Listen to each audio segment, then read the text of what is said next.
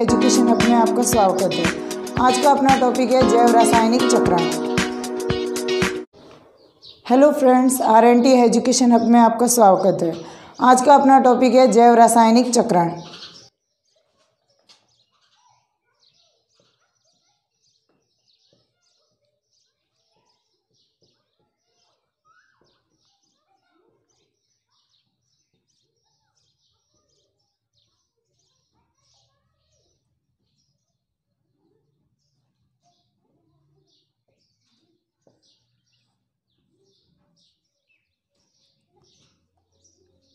जीवों के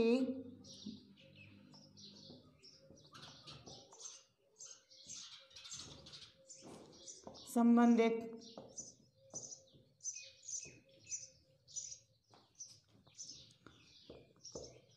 जैव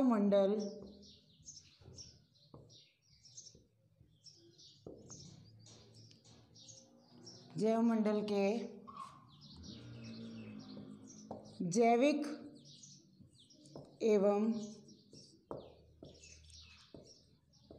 अजैविक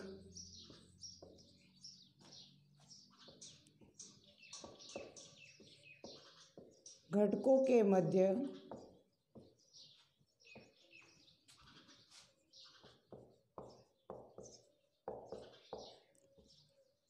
रासायनिक पदार्थों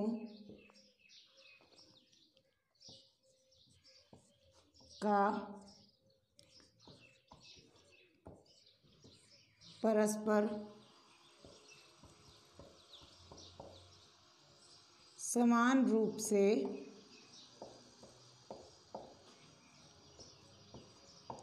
वितरण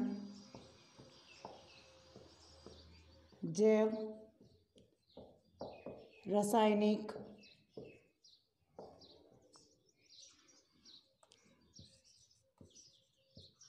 चक्रण कहलाता है। जैव रासायनिक चक्रण के घटक निम्न हैं। ये सभी घटक प्रकृति में संतुलन को बराबर स्थापित किए रखते हैं या बनाए रखते हैं या संतुलित बनाए रखते हैं। जलीय चक्र फर्स्ट है हमारा जलीय चक्र। जलीय चक्र के अकॉर्डिंग हमारे आ जाएगा सतही जल, भूजल यानी कि भूमिगत जल।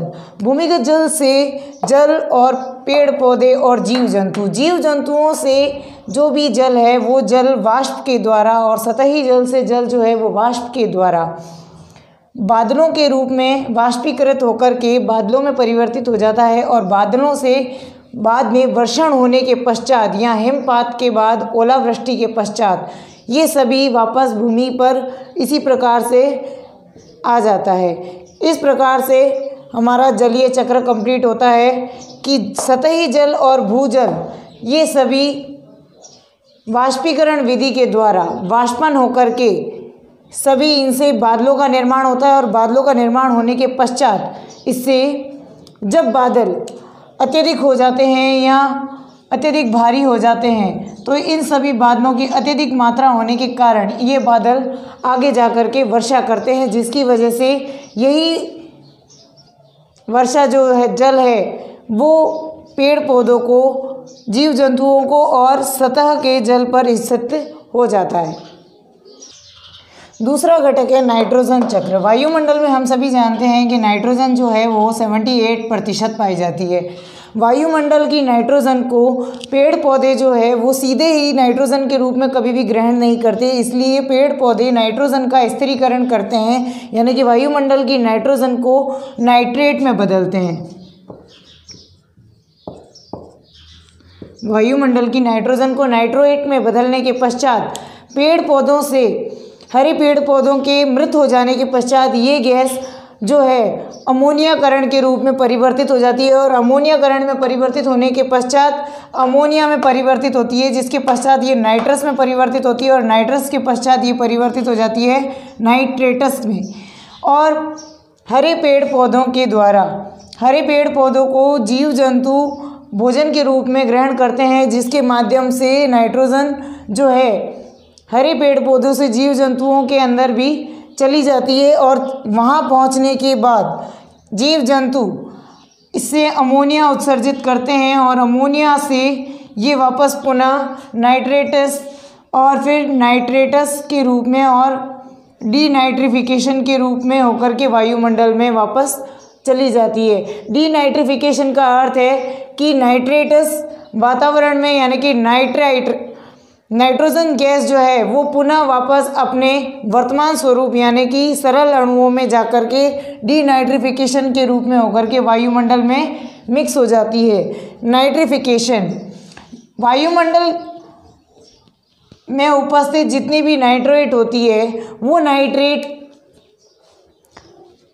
वायुमंडल के औद्योगिकीकरण यानी कि हम यूरिया बनाने के लिए, खाद बनाने के लिए उसमें इस्तेमाल किया जाता है, जिसके द्वारा खाद बनाने के पश्चात ये नाइट्रिफिकेशन में परिवर्तित हो जाती है और नाइट्रिफिकेशन के पश्चात ये नाइट्रेटस और उसके पश्चात वातावरण में ये वापस पुनः डीनाइट्रिफिकेशन के रूप में मुक्त हो जाती है। वायुमंडल की नाइट्रोजन का सीधा कभी भी पेड़ पौधे और जीव जंतुओं के द्वारा इस्तेमाल नहीं किया जाता, इसलिए इसका नाइट्रोजन का स्थिरीकरण किया जाता है।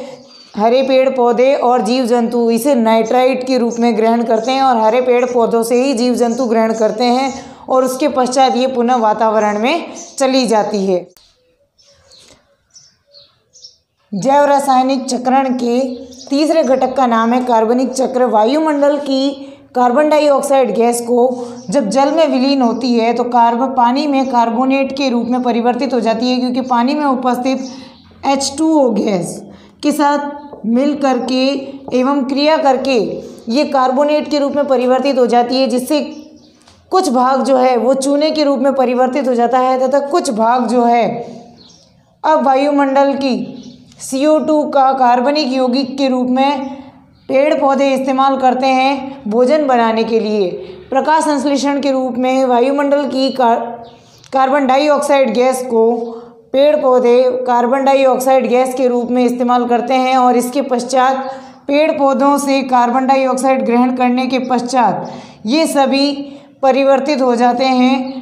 मृत अवस्था में आने के पश्चात धीरे धीरे जब ज़मीन में होने वाले भूगर्भिक स्तरों पर परिवर्तित होने पर ये सभी कोयले में परिवर्तित हो जाते हैं। कार्बनिक यौगिक पुनः वायुमंडल में मुक्त हो जाते हैं। यहाँ कार्बनिक यौगिक जंतुओं के द्वारा निर्मुक्त होकर के वायुमंडल में पुनः मुक्त हो जाती है और कार्बनिक यौगिक यानी कि पादपों के द्वारा व कार्बनिक यौगिक जंतुओं के द्वारा मिलकर के कुछ भाग जो है वो पेट्रोलियम पदार्थों में परिवर्तित होकर के मुक्त हो जाता है यहाँ पर। और अकार्बनिक कार्बनिक यौगिक यानी कि जंतुओं के कुछ भाग अकार्बनिक कार्बोनेट यानी कि शल्की के रूप में परिवर्तित हो जाते हैं। वायुमंडल में कार्बन का कुल प्रतिशत है 0.03%। जैव रासायनिक चक्रण का चौथा घटक है ऑक्सीजन चक्र। वायुमंडल में ऑक्सीजन टोटल 21% पाई जाती है। वायुमंडलीय ऑक्सीजन का कुछ भाग श्वसन के द्वारा जलीय जीव जंतुओं के द्वारा ग्रहण कर लिया जाता है तथा कुछ भाग जो है वो स्थलीय जीव जंतुओं के द्वारा ग्रहण कर लिया जाता है। श्वसन के द्वारा जलीय जीव जंतु और स्थलीय जीव जंतु ग्रहण करने के पश्चात इसमें जल का मिश्रण होकर के प्रकाश संश्लेषण की क्रिया के द्वारा ये ऑक्सीजन पुनः प्रकाश संश्लेषण के दौरान ये ऑक्सीजन कार्बन डाइऑक्साइड में परिवर्तित हो जाती है, जिससे वायुमंडल में पुनः मुक्त हो जाती है और कार्बनिक अणुओं में मुक्त होने के कार्बनिक अणु जैसे कि C6H12O6 के द्वारा श्वसन करने के C6H12O6 का कुछ भाग श्वसन के द्वारा जलीय जीवों के द्वारा ग्रहण कर लिया जाता है व कार्बन डाइऑक्साइड गैस को मुक्त कर दिया जाता है। आज हमने सबसे पहले जलीय चक्र के बारे में समझा, उसके पश्चात हमने नाइट्रोजन चक्र के बारे में समझा, उसके पश्चात हमने कार्बन चक्र के बारे में समझा और उसके बाद हमने ऑक्सीजन चक्र के बारे में समझा। इस प्रकार ये सभी चक्र प्रकृति में जैव रासायनिक चक्रण के अंदर संतुलन को स्थापित किए रखते हैं। धन्यवाद दोस्तों।